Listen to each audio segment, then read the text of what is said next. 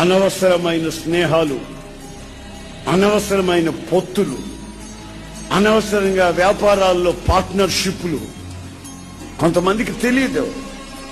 విచ్చలవిడిగా ప్రవర్తించడం, మనసు వచ్చినట్లల్లా ప్రవర్తించడం, శరీరంలో వచ్చిన కోరికలను నెరవేర్చుకోవడం, మరలా ఏమీ తెలియనట్టుగా భక్తిగా ఉన్నట్టుగా నటించడం. అయితే వార్నింగ్, హెచ్చరిక వస్తుంది. నీవు ఎవరితో స్నేహాలు చేస్తావు? ఒకప్పుడు నీవు ప్రార్థన చేసిన వెంటనే, రాత్రి ప్రార్థన చేస్తే తెల్లారి జరిగిపోయింది. నువ్వు ప్రార్థన చేస్తే జబ్బులు బాగైపోయి, నువ్వు ప్రార్థన చేస్తే అనేకులకు మేళ్లు కలిగాయి.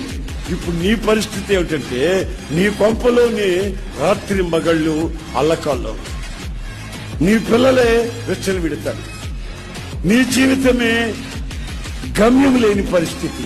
దీనికి కారణం ఏమై ఉంటుందంటే, భక్తిహీనులతో నీవు చేస్తున్న స్నేహం. సినిమాలు బావు గాని సినిమా కథలు వింటుంటాం.